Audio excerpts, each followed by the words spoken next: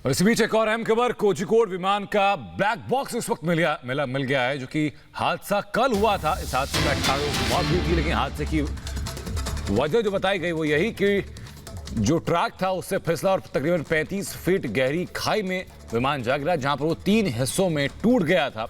18 लोगों की मौत हुई, कई लोग घायल हुए। इसमें 191 लोग सवार थे। हालांकि ये भी कहा जा रहा है कि गनीमत ये रही कि इसमें आग नहीं लगी, वरना रेस्क्यू ऑपरेशन चलाना और ज्यादा मुश्किल हो सकता था, यह हादसा और भयावह हो सकता था।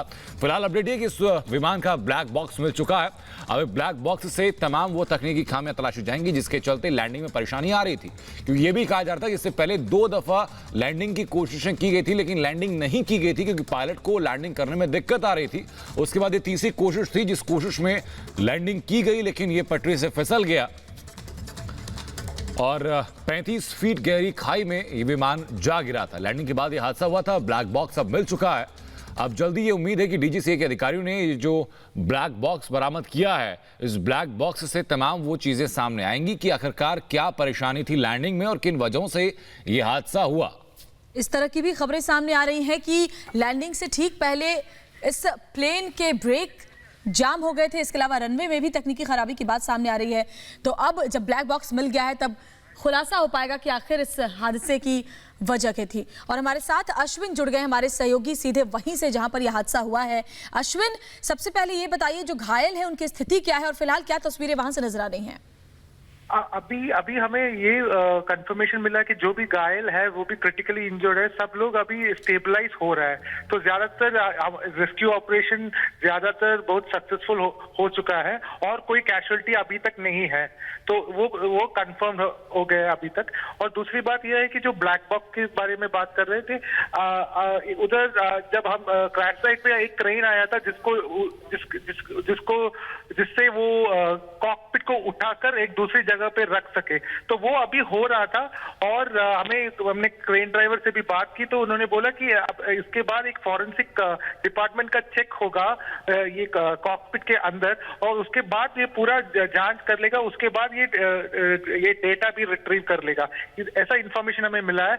ये बहुत इंपॉर्टेंट चीज है, क्योंकि बहुत सारे थियरीज अभी चल रहा है कि इसके बारे में ये क्या हो गया।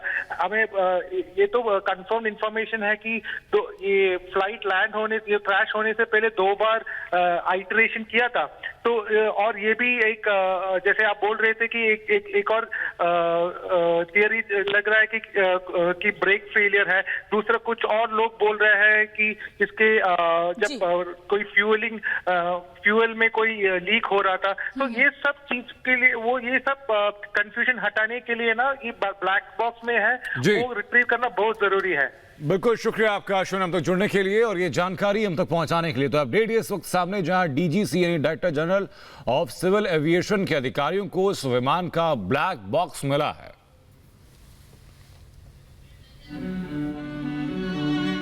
केरल के कोकीझोड़ा में शुक्रवार रात एयर इंडिया विमान दुर्घटना में कैप्टन अखिलेश शर्मा की मौत हो गई, जिसकी सूचना मिलते ही मथुरा में जन्मभूमि के पास स्थित उनके परिवार में मातम छा गया और शोक की लहर दौड़ पड़ी। उनके परिवार का रो रो कर बुरा हाल है। सीरियस हालत है। भाई गया है उसका छोटा और मेहमान गया। अखिलेश शर्मा 2017 में एयर इंडिया में पायलट के पद पर भर्ती हुए थे। 2 साल पहले ही 10 दिसंबर को उनकी शादी हुई थी। उनकी पत्नी गर्भवती है और जल्द ही उनके बच्चे का जन्म भी होने वाला है। मगर भगवान ने इस दुर्घटना में परिवार के एक चिराग को बुझा दिया। लॉकडाउन के पहले ही अखिलेश घर गए थे। क्या पता था कि अब वो लौटकर कभी घर वापस नहीं आएंगे।